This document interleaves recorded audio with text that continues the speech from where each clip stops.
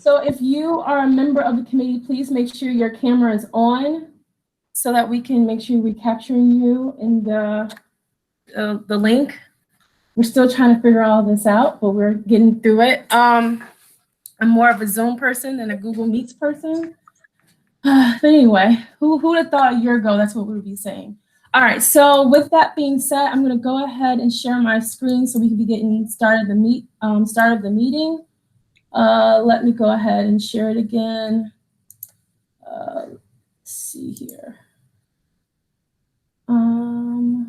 Yes. No. Yes. Too much to share. Okay, so do you see the agenda? Yes. Okay, great. All right, so I am going to go ahead and I will have Janitha, could you just go ahead and just call the meeting, please?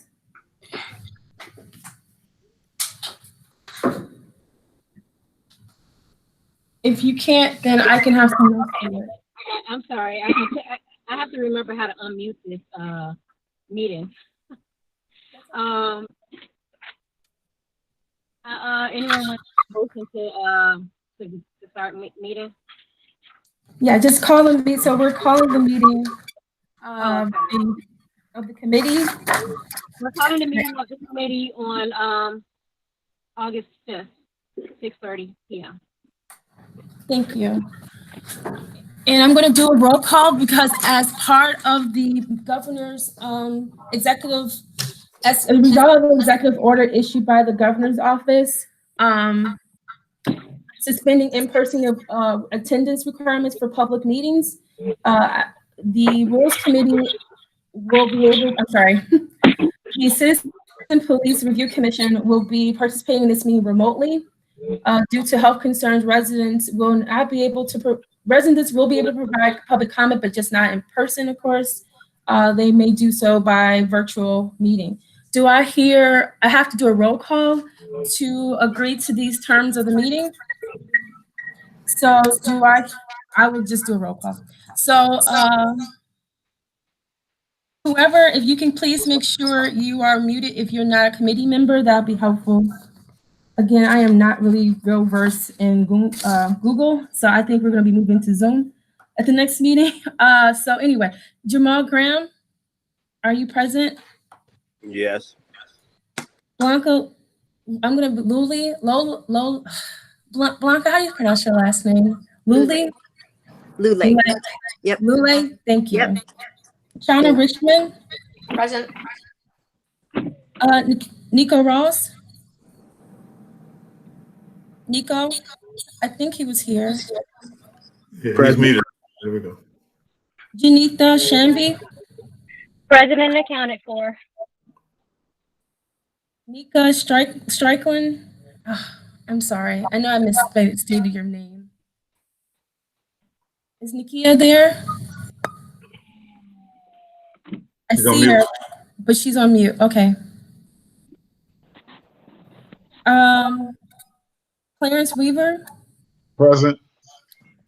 Douglas, we know you're present, but could you please, for the record? I am here. Doug Whitmore is present. And Rick Marsh? I am here. Thank you. Oh, everyone's present. And so today from staff point of view would be myself, Kimberly Richardson, and Aaron Warnick is here. Sergeant Aaron Warnick is here representing OPS. And I did see Chief Cook on the call too. So we are staff present. With that said, if we can go ahead with the approval of the draft minutes for July 22nd, 2020, please.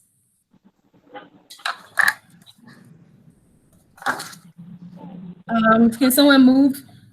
I move for the approval of the draft minutes. I second. Who is that second? Clarence Weaver, I second. Okay, thank you. And do I hear all in favor? Aye. Aye. Aye. Aye. Aye. Thank you. On to public comment. Tonight, we have 2 members of the public that have signed up for public comment. The first individual will be Daisy. Are you on the line, Daisy? All right, we'll go back and see if she's come on the line. Betty, Esther, are you on the line? Betty, if you are, could you unmute yourself, please? Thank you.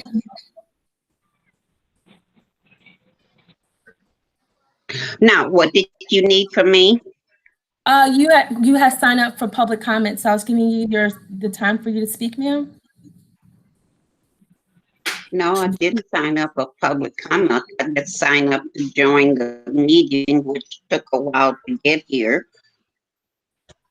Okay, well, you So signed I up. haven't heard anything that I need to give public comments on, because the last meeting you had before, I wasn't able to get into. So I don't know why that was, because I followed all of the instruction on the website. So I don't have no comments to that meeting, so I'll be listening today. And if I have any comments, I will be sharing them at the next meeting. Okay? Okay, Daisy, are you here? I'm sorry. I was just calling for the next person, ma'am. You can Okay, go ahead. thanks, Kimberly. You're welcome. All Thank right. you. Thank you. Daisy?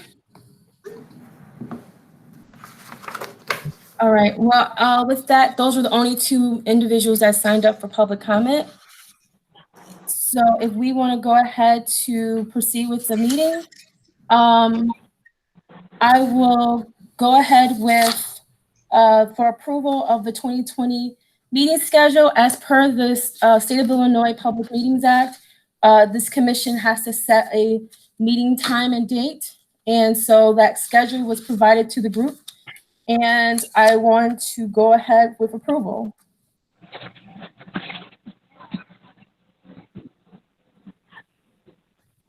So do I have a motion to move forward with approval? Yeah, I motion that we approve the schedule for the meetings for the remaining of the year. Do I hear a Donna Rickson, second? I second Rick's motion. Third.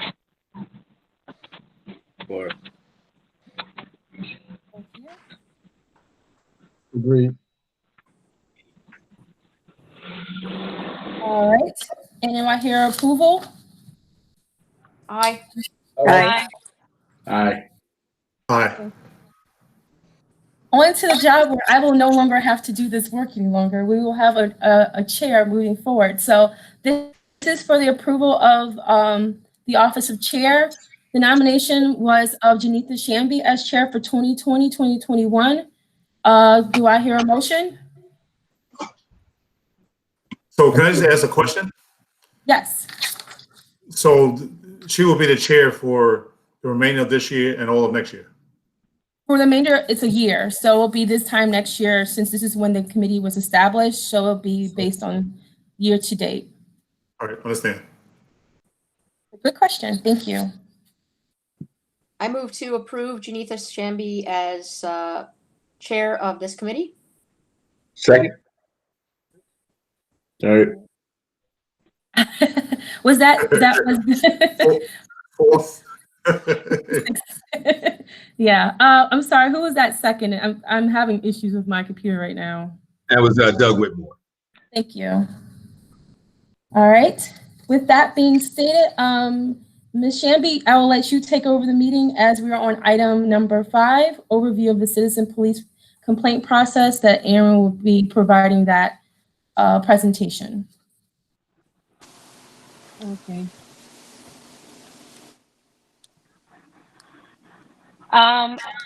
Being that there's been approval of office, let's move to the next agenda item, which is the overview of the citizen police complaint process. All right. Committee chair and committee members, good evening. I'm just gonna go through, we put down some basic stuff to go over with you. If you have questions, please stop me and let me know, and I'll try to answer them to the best of my ability. The first thing that I think is important, if you haven't had time to look it over, and these are all available to you, every document that we're going to go over is available to you in that Google Drive. The first is our organizational chart. And as you can see, the interim city manager is at the top, and then Chief Cook, my office, the Office of Professional Standards, and you met Sergeant Faison last week. The two of us work directly for the chief. We have an administrative assistant who actually helps the chief out with a lot of stuff too. Currently, we have 3 deputy chiefs, field operations, which does our patrol. We're currently on 12-hour shifts, so we have 4 12-hour shifts going on right now. Each shift has a commander and 2 sergeants and 16 officers. And then we have a K-9 officer who works a staggered schedule. We have community strategies, which is problem solving. It's essentially our community policing unit. In there, we have 1 commander and 1 sergeant. We have 6 officers and 2 foot patrol officers. And our school resource officers are assigned currently there. However, I believe right now they are working in patrol as school is not happening at the moment, and there's some other issues with the SROs. We also have the animal warden works out of community strategies. And we have a traffic bureau that also works out of field operations with 1 sergeant and 8 officers, and the towing coordinator, who's a retired officer from Evanston. In our investigative services, we have 1 deputy chief. We have our adult and juvenile bureau, which is headed by 1 commander and 2 sergeants, 1 overseeing the adult side and 1 overseeing the juvenile side. We have 20 detectives. Some of the detectives are specialized. We have 6 juvenile detectives and 14 on the adult side, with 2 of them working domestic violence, and they work with our social workers. And we do have social workers work out of City Hall currently. The Special Operations Group commander spot is vacant. Currently, the Detective Bureau commander is overseeing that. Our net unit is the Neighborhood Enforcement Team. It's our gang and drug unit. That's staffed by 1 sergeant, 9 detectives, which includes also an intelligence officer and a civilian crime analyst. We also have our TAC unit in the SOG, and that's 1 sergeant and 4 detectives. And the TAC unit does a lot of pattern crimes like burglaries, robberies, things like that. So if something's happening, they shift over. So their hours change a lot. They do a lot of things based on what's happening in the city. Then we move on to our support services deputy chief. That deputy chief is in charge of the Office of Administration, which is 1 training sergeant. We have our manager of budget and finance and our administrative coordinator. Also our communications bureau, which has a coordinator and 1 assistant coordinator. Also 16 telecommunicators or dispatchers.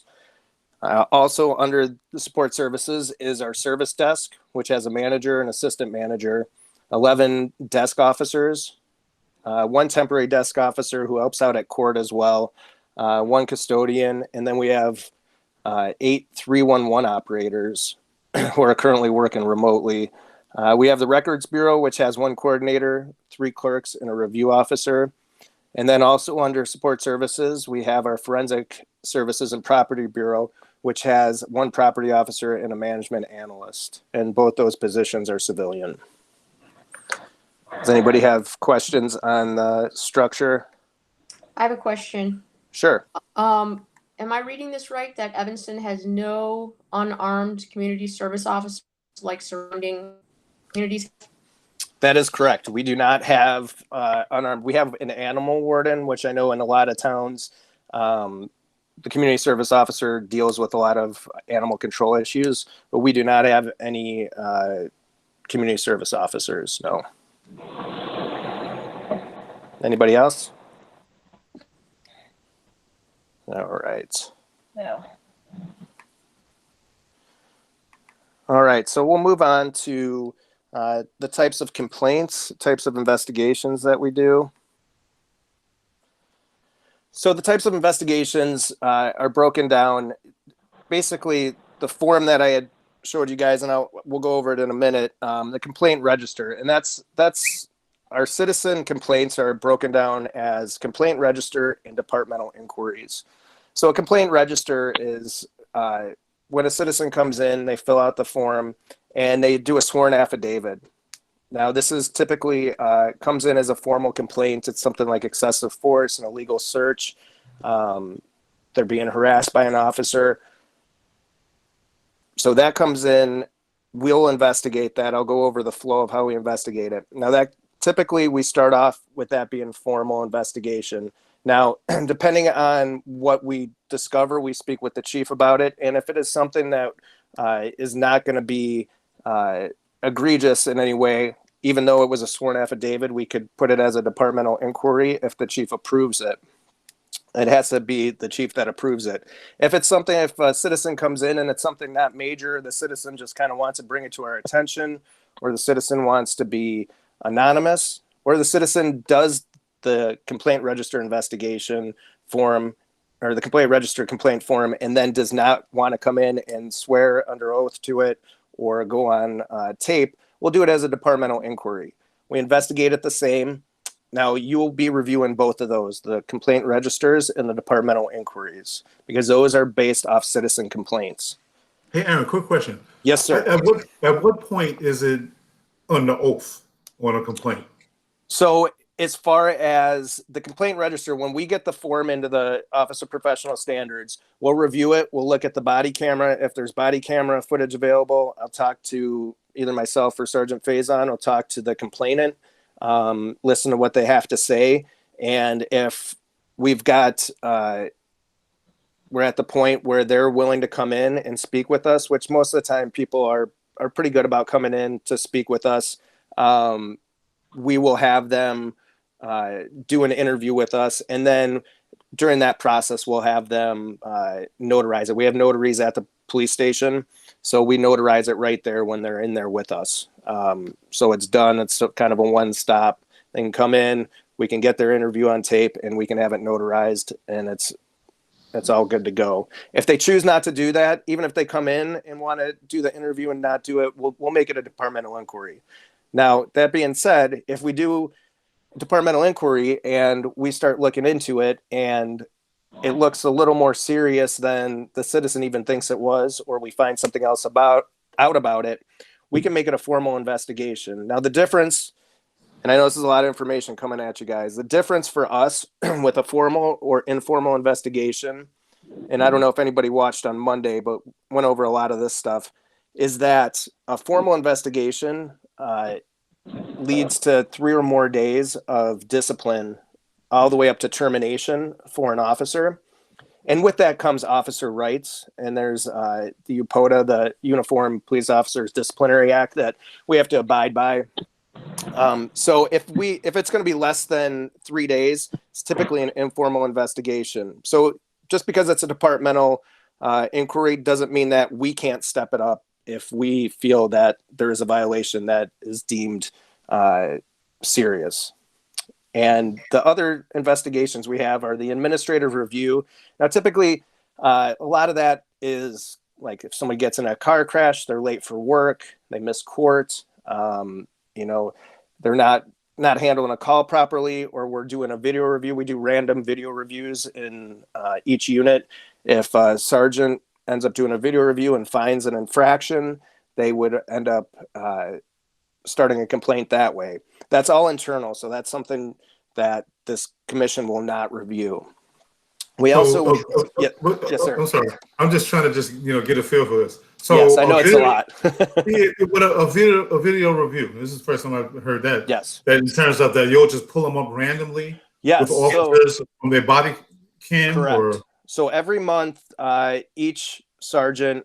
So the way it's broken down in patrol and in each unit, officers are assigned to one administrative sergeant. So even though there's 3 sergeants on the shift, all those officers are divided between those sergeants, and the sergeant's responsible directly for them, whether it's evaluations, video reviews, things like that. So every month, the supervisors need to do, I believe it's 4 video reviews per officer, and it's just a random sampling of video reviews.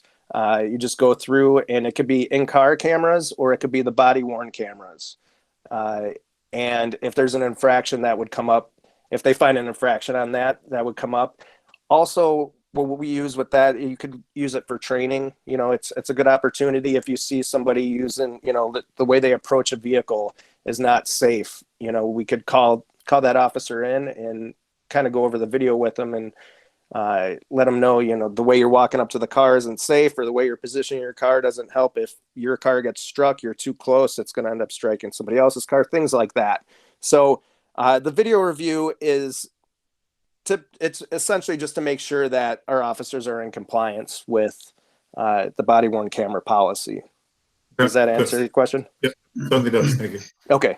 Hey, to add on to that question, 4 Yes. random per officer, Yes. Aaron, Officer Aaron, is that 4 random per officer per year, or is it No, per quarter? month. Per month. Okay. Yes. Thank you. Every month that's done, and that's submitted to their commander, and then it goes to the deputy chief Okay. Thank to you. review. And then finally, we have other investigations, which are going to be like our use of forces, our resisting arrest, our obstructing, or anything else that the chief asks us to investigate. Now, with the use of force, resisting, obstructing, pursuits, things like that, they typically will not go to the commission unless through the use of force, somebody calls our office or makes a complaint with their alderman, or however they lodge a complaint and it gets to us, we'll investigate it. Now, if it comes in as a departmental inquiry or a complaint register, you guys will see it. If we're doing a use of force review and we see something that's a policy violation and we catch it, that will be an administrative review, and that's something you guys will not see. All right. So the use of force, Mhm. say for instance, like the complaint register, right? It seems Yep. like the complaint register is what drives things towards this group, right? Yes, complaint registers and departmental inquiries. Yes. Right. And so the use of force is that viewed as the most common one that drives things toward the complaint register? Statistically, I don't know what, I mean, it's this year I've had one complaint register come through our office. Okay. And you guys are going to get to review that when it comes through. And it was not a use of force. Okay. So that's coming through. I think a lot of times with the body camera, things being recorded, officers are handling themselves differently. And I think that, you know, every now and again, a citizen will come in and watch the video and decide actually this is something I see, you know, what I'm saying and what happened is not in line. But Okay, gotcha. yeah, typically, I mean, the use of force is independent of it. So, but if someone does lodge a complaint, we will obviously investigate it as a complaint register, especially if it's an excessive force or someone's making a complaint that they were injured on a use of force. We will take a look at that for sure. Okay, thank you. All right. I have Anybody a else? question. Yeah, I Yes. have a question. For the administrative review, that's Mhm. not normally driven towards us. But when you do those video reviews, do Yes. you reach out to the citizen that was also a subject to that video review or anything like that to, you know, No, resolve any issues? well, not unless there's something that is deemed a rule violation or policy violation. If that's the case, yeah, I mean, if we see something where we're doing an investigation, so if we open up an administrative review down in patrol, say a patrol officer goes and they get into it with a citizen and they're arguing, and the citizen just never makes a complaint, but their administrative sergeant ends up bringing up that video for review and sees it, the sergeant may call that citizen just to get a witness statement to see, depending on the severity of what they're seeing. That's just an example of something that may happen. Typically, I mean, a lot of the administrative reviews are the late for work, the crashing of a squad car, things like that, most of the time. I guess Anybody else? the reason why, the in the administrative review, the failure to follow radio procedure, it kind of seems as if there's potential there from an administrative standpoint that it may roll up similar to inquiries to the register, right? So I guess it is, everything is open to potentially get to the register if it's deemed as an issue, right? It could, yes. So, I mean, Okay. well, with administrative review, unless a citizen ends up complaining about it, so the top two are only citizen complaints. So the Okay, administrative review, we may find something and then talk to a citizen and it escalates up to a citizen complaint. Or we may see something and it may take a citizen a few days to call us. You know, they go home and they're just thinking about it and, you know, it's bothering them and they call us and they tell us about it. And, you know, an administrative review has already started. And that could Okay. happen. It typically doesn't, but, you know, typically people are, will call us, at least in my experience. I mean, I get calls almost daily, at least questions people want to know. And, you know, I'm pretty transparent. You know, I'll talk to people and tell them, you know, if what they're telling me is a rule violation, if it's something I'd be happy to investigate it. That's what Sergeant Faison and my job is. So we take everything that comes in and look at it. And that's also why, too, we do not put down any recommendation for discipline at all. So even when it comes back to us, the chief has the final say, but we don't do anything with discipline. We're just basically independent investigators, and we send it down to their shift or their unit to review. So getting back to that, the departmental inquiry and the complaint register are really what you're going to see, unless administrative review becomes something that turns into a citizen complaint. and then so the citizens on the inquiry and the complaint register Yes. and the ops team and the sergeants for administrative review and ops for other investigations, or is that also ops and sergeants? Well, so the OPS is us, Office of Professional Standards. So that's myself and Sergeant Faison. Right. So typically a lot of times, like as far as administrative review, that typically starts with the unit that the officer is working in. We typically do not start administrative reviews. That's something that's caught on a level that we're just not on a day-to-day with these officers. Okay. Because mostly what I deal with and what Sergeant Faison deals with are citizen complaints. We'll get the administrative review when it comes through and we'll look it over. We look over every case that comes through. We issue, once the discipline's decided by the chief, we issue the paperwork for the discipline and we log it and we file it. But typically the administrative review is done at a level that's outside of our office. So by the time it gets to us, it's typically done. The investigation's done. Now, if it's something that is going to become a formal investigation, like I said, if we think it's going to go over 3 days of discipline and we want to give them notice of investigation and let them invoke their rights and do all that, then we will take over the administrative investigation. If it's something that ends up being egregious and serious, we would investigate it. Because that would end up going on video, or not video, but recording, and we get transcripts and do that, kind of what we do with the complaint register. Does that help? Yeah, I think the only thing I was doing was trying to drive who's accountable for each type. So there would be a clear understanding on our side, like who's accountable. Yeah, so like a departmental inquiry, you'll see one that's coming through that was handled down in patrol, and the patrol sergeant handled it and wrote it up and sent it up. A lot of times it comes through our office. A lot of supervisors will send the complaints up to us rather than handle them. Occasionally we'll send the complaint back down to them to handle if it's nothing that seems too complicated for them to take care of, like an officer's attitude or something like that. But if a citizen calls our office, I talk to them and I make the first contact, I'll typically take the investigation. So if I'm the first point of contact, I usually am the one who investigates it. Okay.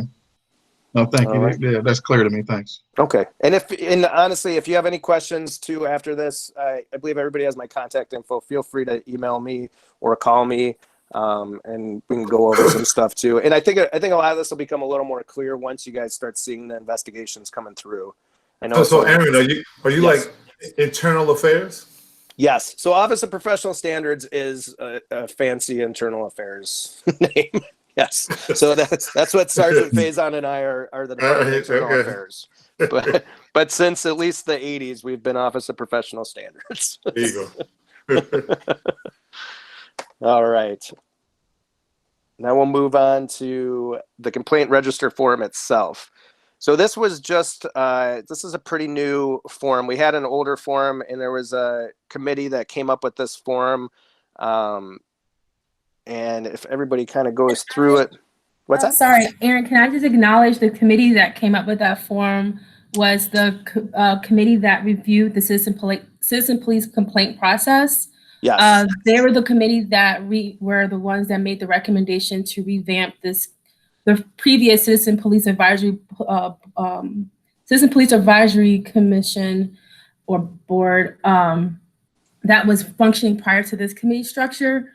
And so as part of that recommendation, they requested an update to the employee complaint register and also to how the register is being submitted so that people were not only having to submit to the police directly, but to additional staff through the city that may feel a little bit more comfortable to submit their complaint if they did not want to enter the police department. So I just wanted to give some context since Aaron was not a part of that process at that time.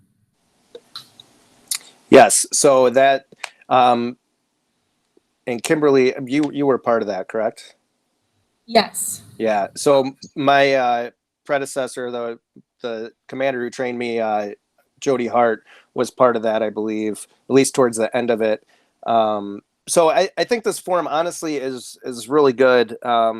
They spent a lot of time going over this, like going over ideas, and came up with this. And I like what it says on top, how to submit it. And you can do it online through.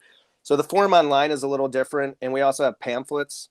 I have told at least the front desk and patrol supervisors, if someone comes in, you can give them the pamphlet because it has a ton of information, but this form is ultimately what we'd like to have filled out. Because this form at the very bottom has the affidavit. So where they sign the verification there, that's where we have the notary notarize it. So definitely like this form to be filled out if possible. A lot of times I'll get the form to somebody, or we'll leave it at the front desk for somebody, if they call in and they want to go through with a complaint register or departmental inquiry. Even though it says employee complaint register, even if it's departmental inquiry, we'd like them to fill out the form if possible. Now, like I said, we'll take an anonymous complaint. We'll take really any complaint that comes through to us. Which is a lot more than a lot of police departments. So you could submit it in person by coming to the police station and getting the form, or you could do it online, and it's on the city's website. It essentially has all the same boxes you fill in, and then that gets emailed to us directly to Office of Professional Standards. So we get that as soon as it's submitted.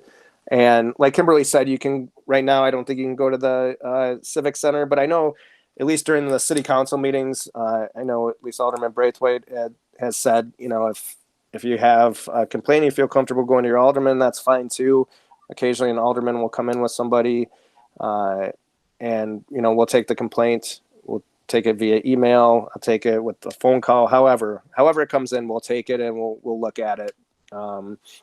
So ultimately, sorry, I just want to say, and I know we're identifying another location for outside police drop-off. It's Good. just, as you all know, the Civic Center is currently closed to the public. And so we have to identify, once we've kind of figured out what the lay of the land is going to look like long-term with regards to our customer service facing offices. So that will be something we will share with the group once that's identified.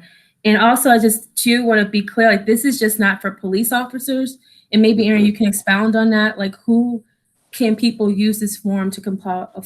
Yeah, so really anybody who works for the police department. So if it's a complaint against a civilian employee, we will take that and we will investigate it. So yeah, it's not just, it could be a complaint against a supervisor. It's not just a patrol officer or a detective. Really anybody who is housed or works out of the police department, you can use this form or you can make a complaint on, and we will take a look at it. And obviously, the more information that's filled out on it, the better. And I mean, we use this, and this form ends up going. You'll see it. If it is a complaint register form filled out, you guys will see that in your packet that's submitted to you.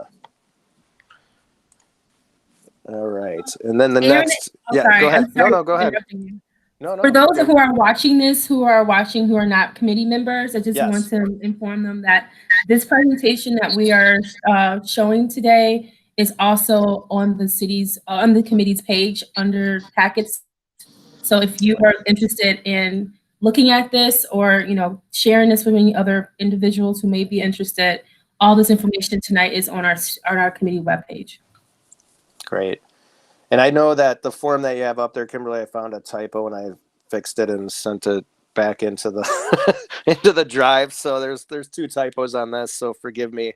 I found it, and I'm currently in the process of putting this into an actual flow chart. So it'll be a little easier to visually see. But when we get a complaint, typically it comes into the Office of Professional Standards. Or it goes down to patrol and then they call us and send it up to us, and we'll review and investigate it. Now our process is, getting a statement from the complainant. We usually get a statement from the accused officer. Now it's different if we're doing a complaint register and it's under oath.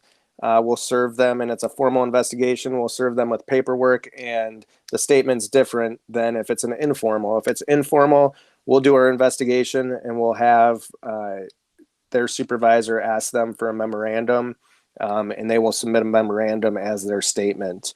And we'll also get statements from any witnesses. We'll review all the reports, videos, any additional evidence, which could be like a call for service, like a CAD tickets or computer-aided dispatch ticket, things like that. And you'll see that in the packets that you're going to get all the information that's included in there. And then once we review the complaint, ends up going down to the supervisor of the accused officer. And that supervisor will look at everything and they'll make a recommendation as to if the complaint was legitimate and if there is discipline or training that's needed. The discipline and or recommendation, so either the finding of yes, this officer did violate a rule or policy or did not, will go up to that division commander. The division commander will pen a memo and send that to the deputy chief. The deputy chief will also review it and give a disposition of what they feel, their recommendation, and then it goes to the chief. Now the chief has the final say. The chief can give more discipline or less discipline. And in the city of Evanston, the chief and the city manager are the only 2 people who can really give final discipline. In all my time, I don't know that. I think one time I was at City Hall for an arbitration, but typically what the chief issues stands. And so once it'll end up coming back to us. Once the chief approves or looks at it, if there is discipline, we will do a disciplinary action form, which is a form that the officer will get. So this form is signed by the chief and by human resources, and then it's given to the officer. And then from there, ends up coming back up to our office, and then we file it with our Office of Administration. And then we also keep a copy of that. What's that? So, Aaron, can you explain why the police chief is the one that makes the final discipline? Because then why have this committee? Well, the committee will give recommendations, and the chief. So by the time the committee sees the disciplines typically going to be issued. So if the committee or this commission ends up seeing something and gives an opinion or gives recommendations, that's something that the chief can take going forward and implement if he so feels that it's warranted. And I think this commission's it's good oversight. It keeps the process honest too, because there's no sweeping things under the rug, not like that was happening, but it puts it out in public view.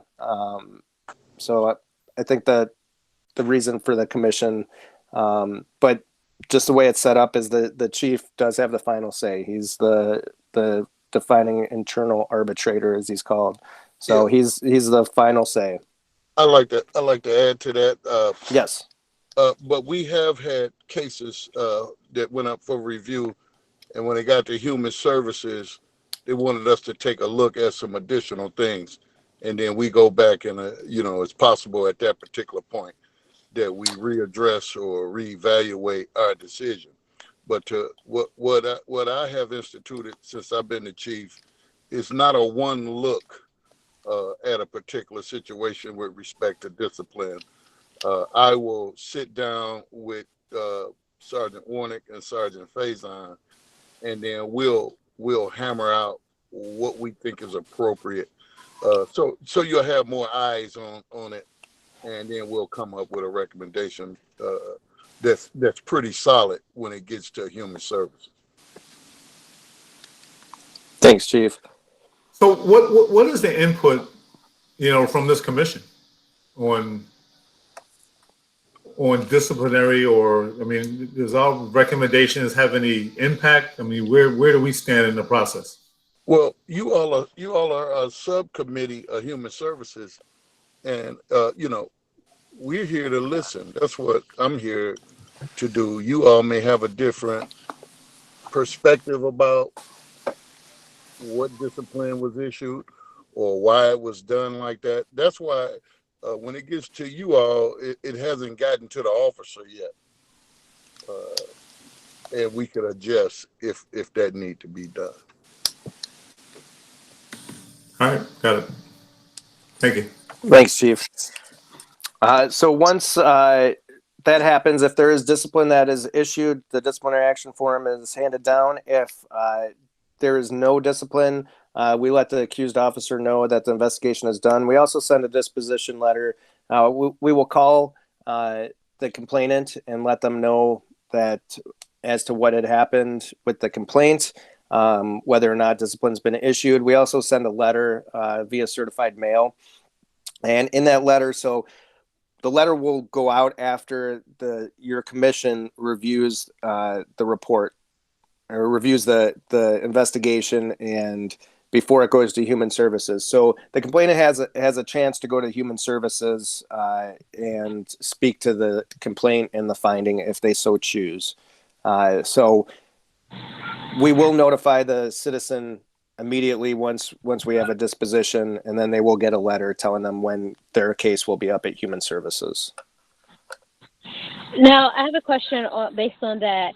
Mm-hmm. They only get a letter and say that their case is up before human services if there's been some sort of punishment or disciplinary action, or is that for anything? Is that almost their way of kind of like appealing the OPS decision? Well, it's not the OPS decision. I want to make that clear. It's but yes, regardless of the finding, whether it's an unfounded, exonerated, or it's sustained, they will get a letter telling them what the finding is, and they will have a chance, if they so choose, to go to human services and speak. Anybody else? Are they notified when it comes to Citizen Police Review Commission, when you all have a chance to review it? They do not. We do not send the citizen to the CPRC. So they'll be notified after the final disposition comes down as to the discipline. Will the commission also be notified? Like after we give recommendations, we'll also be notified once once there's a finding?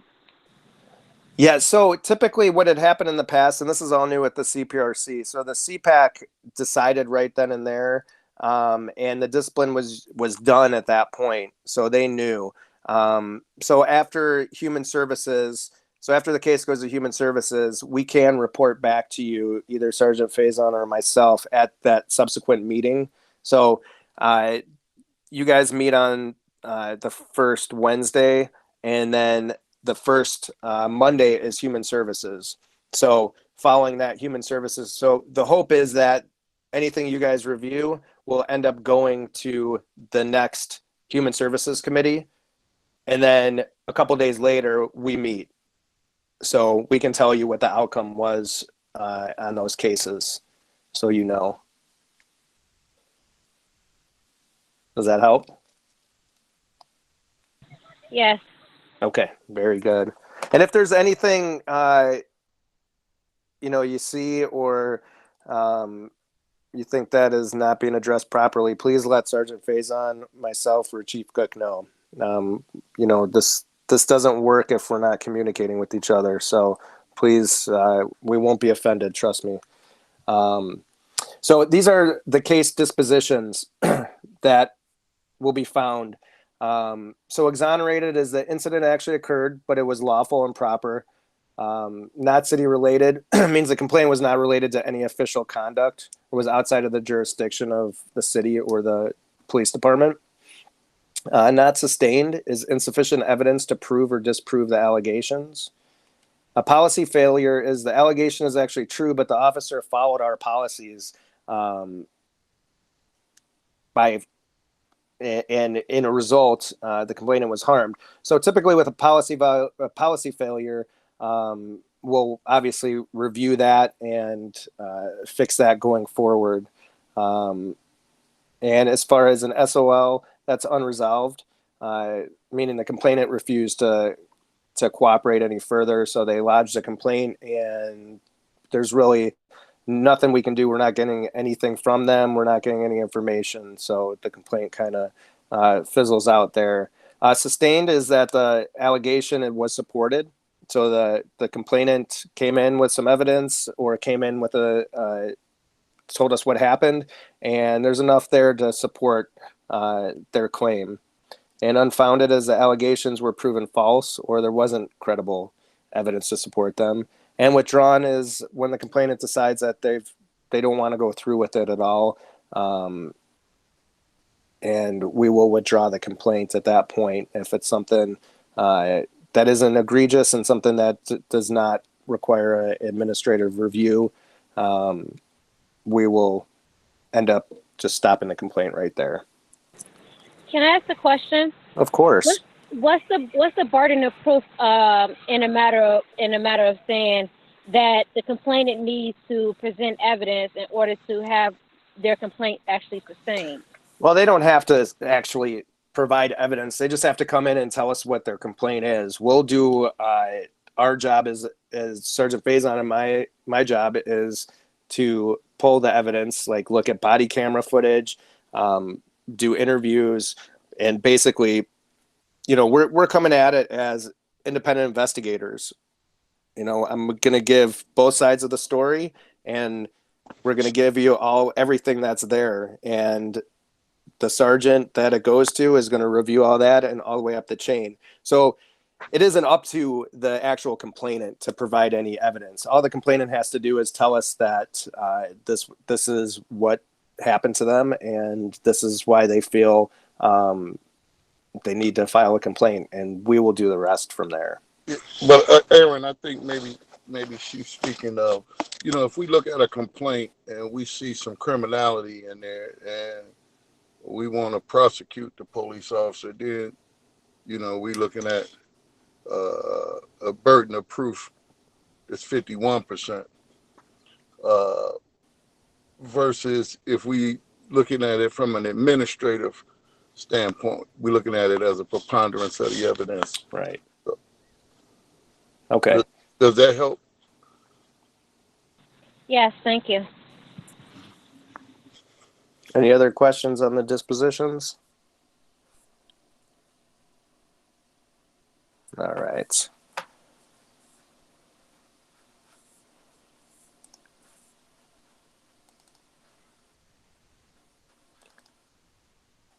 So now there's 74 rules in our police department employee manual, and these rules are typically what you're going to see cited as our rule violations. So when OPS or the supervisor who's doing an investigation ends up reviewing the complaint, going over everything and putting it together, we'll go through this section 8 of the employee manual and we'll look at the rule violations and see what fits the complaint. Typically, rules 1 and 2 are in most complaints. Like rule 6, the incompetence or inefficiency tends to be for something a little more serious. And once you read through this, you'll see there's a lot of stuff in here. Rule 20, you'll probably see the failure to provide prompt, correct, or courteous service. The disrespectful behavior, Rule 18, we see that quite a bit. You get to some of the other stuff like Rule 24, smoking or chewing tobacco gum, that kind of thing. Typically, we don't get citizen complaints on that. But if we do have a complaint from a citizen, rules 1 and 2 really cover just about anything. They're the catch-alls, and then we kind of look to see if there's anything else that was violated. And all the way down to Rule 74, which is harassment and discrimination, prejudice based on protected class. So we go through this, and this is kind of, sorry, I've got to charge. My phone is about to die on us. I apologize.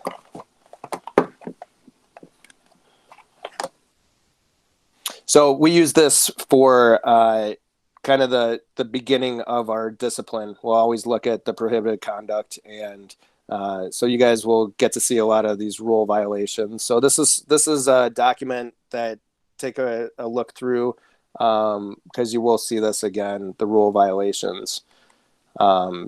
And then from there, we also have the Lexipol policy. I think I told you at the last meeting, I think it's 1,500 pages. So it's quite lengthy. Typically what happens, at least for this commission, is you're going to end up seeing, you're going to end up getting a complaint, and that complaint is going to have the Lexipol policy violations as well as the rule violations. So I know there's a ton of them in there. I listed on that form that Kimberly has up, probably the ones that you should familiarize yourselves with and read through. These are the ones that you will probably end up seeing the most. Now, granted, there's other ones that may come through that you'll see, and you'll have time to review them. So if you have questions while you're reviewing them, please feel free to get in touch with myself or Sergeant Faison to go over it. But especially the use of force, the handcuffing, things like that, the resisting, the body-worn cameras, so the mobile audio, the portable audio recorders, things of that nature are good to review, and then the personnel complaints. So, like I said, there's about 1,500 pages. This is probably, I don't know, maybe 50 to 100 pages listed there. But like I said, you'll see the violations. It'll either be the rule or a Lexipol policy, or a city policy violation, and you'll get that actual violation, the Lexipol policy. It will be printed, so you'll read it. It'll come with the complaint, so you'll actually get to see it. We put it in every complaint, so the memorandum that we prepare has that in there, so you'll have it. Yeah. Now, one other thing you should know about the Lexipol policies, they change as new laws, each year. Normally in January, we get new laws enacted in the state. So Lexipol will update specific policies that are affected by state law change. And also, with the Justice and Policing Act, which is in both sides Congress, whatever they come out of in terms of reform that relates to general orders, Lexipol will also update our general orders with respect to that. So, it's a living document that constantly changes with updates and changes in the law. And to that note, if there are changes and updates, that's something either myself or Sergeant Faison will update. We'll send in or drop into the Google Drive an updated version of the Lexipol policy for you, so you have up to date information. All right. Any questions on that? I think this is a good overview. Is there a proceeding document that's an executive summary that kind of helps us tie this together, just like you by practice innately, right? But is there a document that kind of ties it together as well? There isn't. I mean, the flow chart or the flow list is kind of I think what brings it together the most. I honestly think once you see the complaints, this will all make a lot more sense. And Kimberly and I talked before this, and I know this is a lot of information coming at you. But once you get, I think we talked, there'll be at least 3 complaints for next meeting for you to review. So once you get those, if you look through and you have questions, please give me a buzz. If there's something I can put together, I mean, all this information that's here, you guys have in the Google Drive. So it's all there. I mean, the dispositions you'll see are on every case.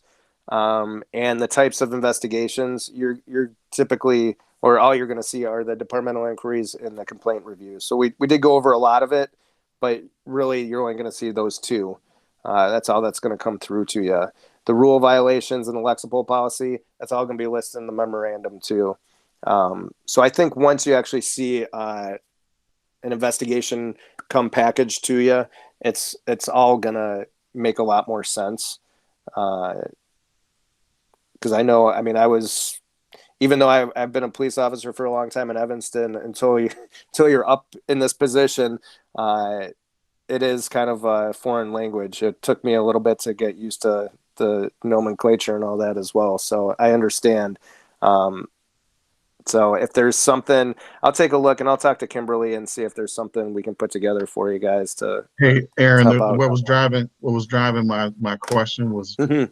not just the breadth of this and the depth of this information, because Yeah. I'm quite sure many of us have been in environments where we've had, a lot of information thrown at us and we had to process at one time, Of right? course. So, what I'm looking for, and thanks for your feedback on that. I just want to make sure that we have a good understanding of our expectation, and like when we review what's supposed to be put in our plate in September. What's the expectation as far as turnaround time with us collectively to review something? Since we haven't done it before, I don't think the expectation is for us to go to a meeting and review 1 or 2 complaints in the same meeting, right? Is it, hey, here's a complaint that's under review, and then we have a window of time to review it, or what's the normal expectation of most cases and reviews? Well, Aaron, sorry. No, go ahead, Kimberly. Go ahead. So there's 2 points to that question. One, I think that when Doug and Janitha and I meet to talk about the committee's bylaws, there's another aspect to the ordinance that's new to this commission, is that there's supposed to be a report generated with this disposition or with the committee's review.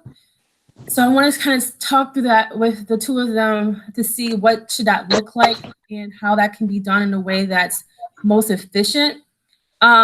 Because we have the cases that are done for you all to review, Aaron and I were discussing putting them in the Dropbox for you to start looking at now, to give you a month's time to get comfortable reading the reports.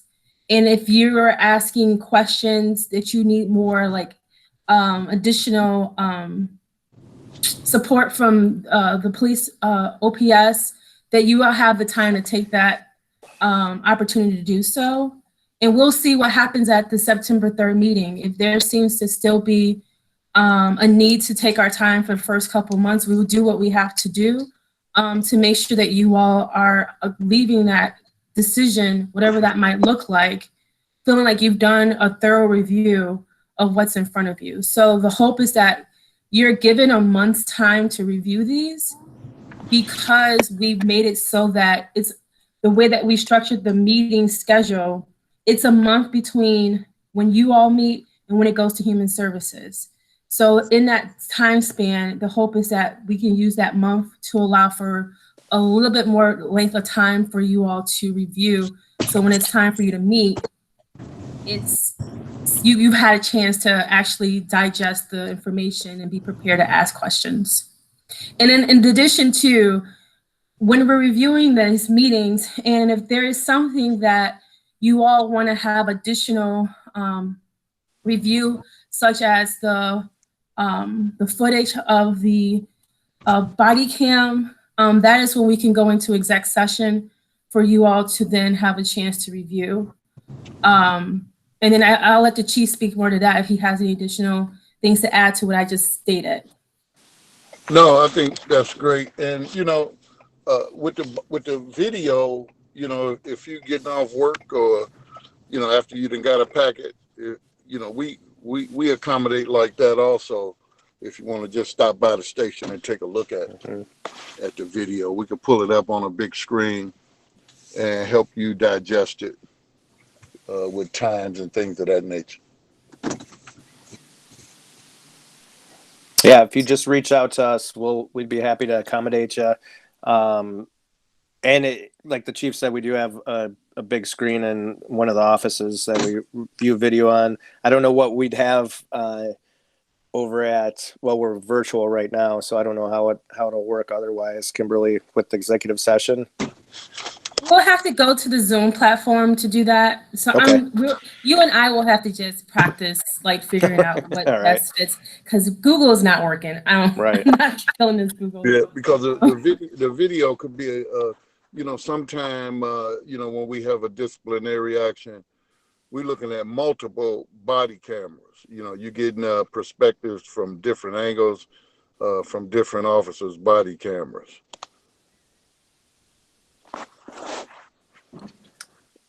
And I think too, to Kimberly's point, this is new for everybody, not just to you guys. This is new for us. The CPRC, this is, we're learning just as much as you are with it. So obviously any feedback we're open to as well.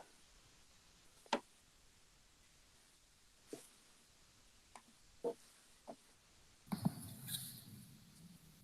right, good. Good stuff. Good information. Any questions from the other committee members? Everyone seemed to be very quiet. My All right. questions were answered. Well, all right. I do have a question, just in terms of process. Mhm. So when we look at, you know, these complaints, are we doing this individually, and then we meet as a commission? How does that process work? Yeah, so typically, at least with the CPAC, they were provided, and that's what will happen here is we'll provide you with the complaints to review. You can read them over. You can make notes, do whatever you have to do, and then you guys will discuss them as a commission together. And from there, you'll come up with the report, and obviously that'll have to come. The bylaws will set all that up, but you will have time to read everything over. So you won't be coming into the meeting cold without having time to review this stuff, because it's going to be a lot to digest.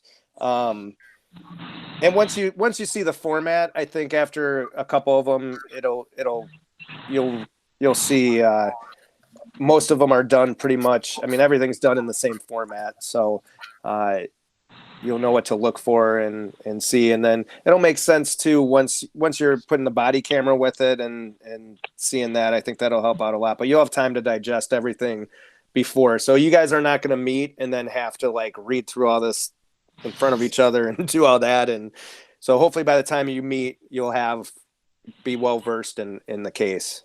All right, good, excellent. And also, just so that we are complying with the Open Meetings Act, I ask that you do not, discuss this outside of the committee, the commission structure. If you need to have any questions, direct them to myself or to Aaron. And also, Janitha, as the chair, she too can be a part of that dialogue, but please just refrain from engaging in back and forth with your colleagues on the commission, just to ensure we're not going to violate any open meetings. And then Kimberly, does that go for video reviews too? So if one person comes in, can two people come in together, or should we do it individually if they want to come to the station? Two people are fine. I wouldn't go beyond two. Okay. But any more than two, I just want to be mindful Okay. of deliberating around a case. I mean, it's different than Right. training. So. Yep. Very good.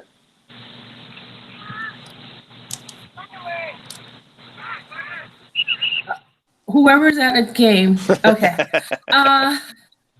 Lucky you. I'm still in my office. So we are, if there's no further conversation, and there's really no new business, we've already confirmed our next meeting schedule.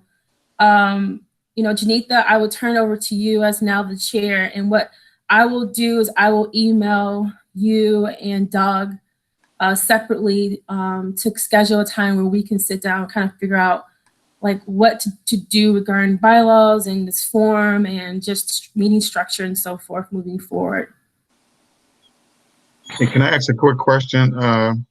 So to Rick's point about process, it sounds like what I'm hearing now, which I didn't understand for the third, was that there's going to be some information put in the Dropbox. All of us on the board are going to have to review that information. And then once we review that information, if we have any questions, those questions are to go to Kimberly, Aaron, or Janitha, and then, have dialogue or whatever, get any feedback back, and be ready by September 3rd for a collective discussion, right? Yes. Okay. And I do have 3 cases. We have more, but I think, are you guys comfortable with 3 to start? You tell me what you want to start with. I've got 3 ready to go. For sure. I could probably get up to 6, which I think is way too much. Yeah. I mean, 3 sounds like it makes sense for it to start. So now, Yeah. I take it mean, easy on us. will we get alerts when something goes into the Google Drive? Oh, sorry. No, go I ahead. was just going to speak to that. So anything that is information that is pertaining to like a packet, either myself or Aaron will send an email and just have a link in that email to direct you to where that is in the folder. So, I would say look out for those emails from Aaron or I. If we're going to update the folder, similar like to today, I just want to make sure, because I do recognize that we're not always paying attention to updates. So anything like when we have cases for you to review, or if there's changes in the law, agenda, all those things, bylaws, you will get an email, and it will just direct you to that folder, and then we'll get a reminder. So at some point, Aaron and I will talk with Janitha about how we should do that, just to make sure that you all are prepared, because I do recognize we all have a busy schedule and you're volunteers. So we will try to figure out what that should look like. And we will discuss that as part of the bylaws as well. So there's understanding of expectations, even from moving forward as a commission. But if you have any suggestions, please do not hesitate to let me know. I like efficiency. So however I can help you all, I will gladly do it. So Kimberly, can we decide at least for the next meeting how many cases you want me to put in there? Because I've got cases that are going back, and I know HSC obviously wants stuff done, but now that we have the commission up and running, it should go through the commission. So like I said, 3 were supposed to go earlier this week. So we could do 1, 2, or 3. I'll I leave don't it up to know. the group. Yeah, I mean, that's I guess I will leave it up to Janitha. You can make that determination as chair. How would you like to proceed? I don't know how the time sensitivity on these matters. I think starting off as a commission, starting off at 3 would be adequate. If anyone else on the commission feels as though we can handle more, then please chime in. This is Blanca, sorry. I was gonna say, can we start with 3, and once we've evaluated those 3, maybe email as a group and decide if we want to look at the other 3, or if we're in a position to review the other ones? Because until we see what they actually look like and what they contain, it might be difficult for us to assess whether or not we can take on more than 3 cases. Well, let's just do the 3, and because you also have to do a report, and you guys will decide how that looks. And I don't want you to have to spend, I think 3 is probably a good number, especially if you have to review video. And if you do start looking at them and you guys decide it's too much, we can just put 2 on the agenda for HSC and table one of them to the next meeting. But I would say if we start with the 3, not to add, we'll just go with the 3, and we could always scale back. And then if you guys are good with adding for the next meeting, we could add more. Okay. Yeah, because some of these investigations can be a little lengthy. So we'll converse with each other and make sure we ain't overloading. Yeah. And I will keep in contact with you, Janitha, for us to kind of figure out, at some point we will have to kind of send out some notification of where everyone's at, get a feel for, have everyone review them and feel like they have adequate enough time to review. So we will probably do this. Aaron, maybe we should do case 1, case 2, case 3 in chronological order, how people should review, so that everyone's reviewing the same cases in the same order.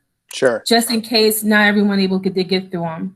Sure. So yeah, I'll make notation. Tomorrow when I go into the office, I'll send these out, and I'll indicate what, and it's going to be the only thing that's going to be the determination is the time. So we'll go chronologically from the one that's the oldest to the newest, I guess is probably the best way.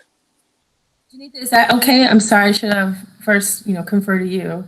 No, that sounds fine. I agree with that. Great. So what's the case review average? I mean, because that's where I'm looking at scope and trying to manage time.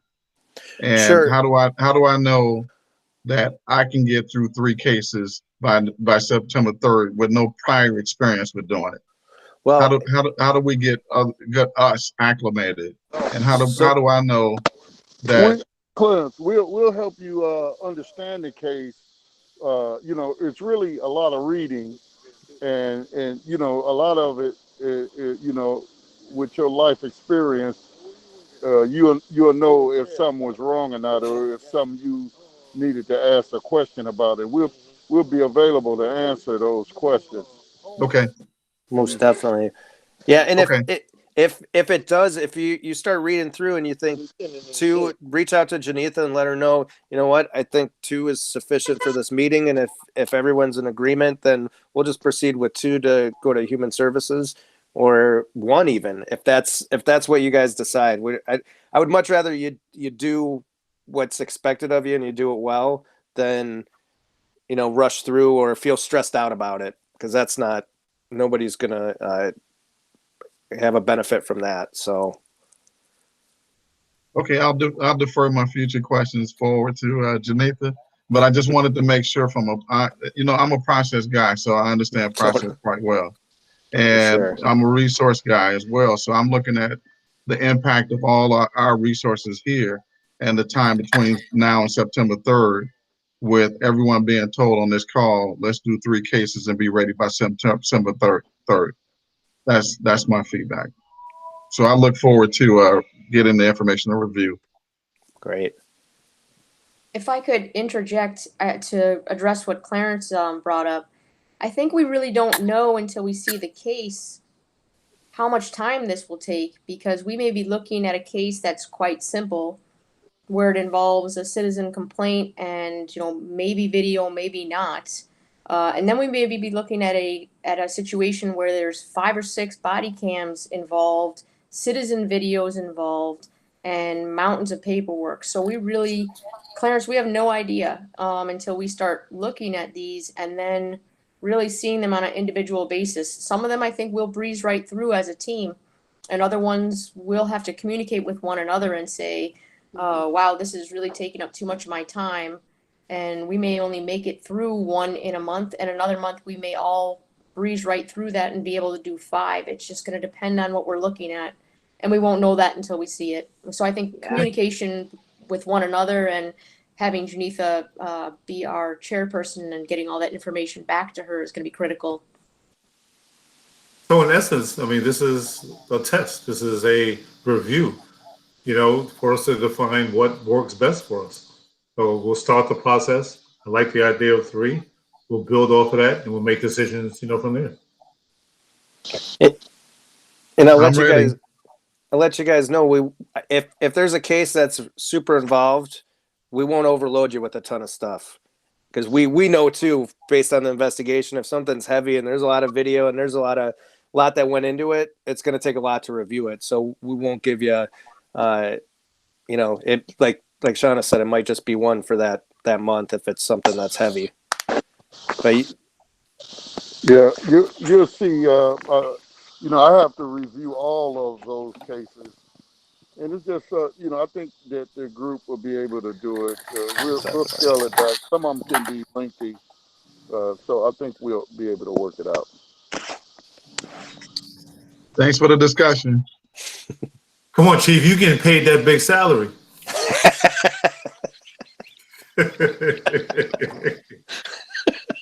Come on, just messing with you. I know it. Okay, so with that being said, all right. And with that being said, I have no new update to the group. So, Janitha, do you have anything? No, I don't have any further questions or comments on this. And if no one else does, then can I have someone a motion to adjourn? Hi, this is Blanca. Motion to adjourn. Second. All right. Thanks, Can we have ayes for agreement? Aye. Aye. Aye. That being said, we've adjourned our second meeting of the commission. Thank you, everyone. All right, thanks. Thanks. Everybody. Thanks, everyone. Okay, thank See y'all you. next month. Thanks. take care. Bye-bye.